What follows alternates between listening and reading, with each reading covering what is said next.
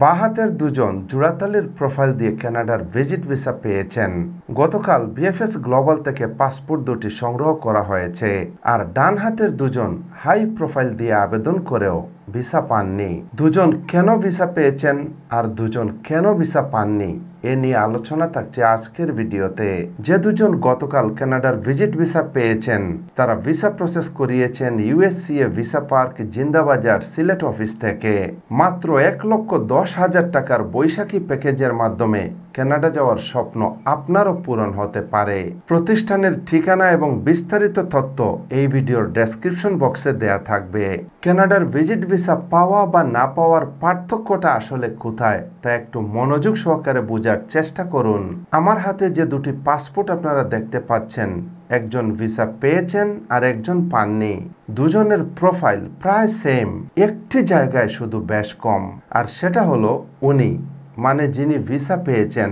এই ভদ্রলোক 3 বছরে 3টি দেশ ভিজিট করে কাঙ্ক্ষিত কানাডার ভিজিট ভিসা পেয়েছেন। আর এই ভদ্রলোক মানে যিনি ভিসা পাননি শুধুমাত্র 2023 সালেই 11টি দেশ ভ্রমণ করেছেন।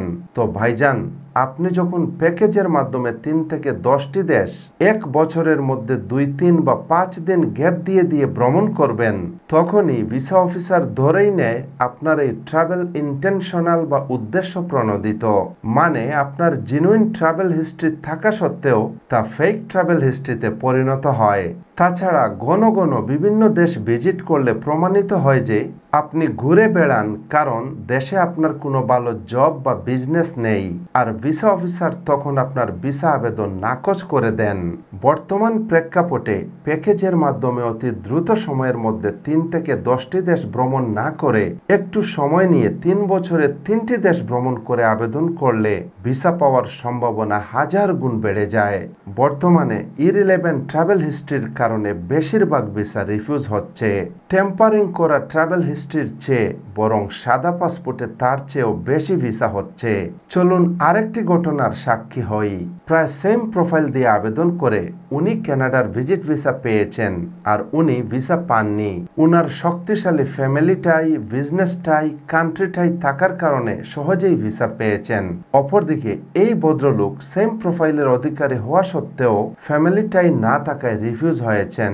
বর্তমানে ফ্যামিলিটাই না থাকার কারণে প্রচুর ভিসা রিফিউজ হচ্ছে। মুদ্রা কথা হলো, জেনুইন ট্রাভেল হিস্ট্রি আর স্ট্রং ফ্যামিলিটাই থাকলে এখনো প্রচুর পরিমাণ ভিসা হচ্ছে।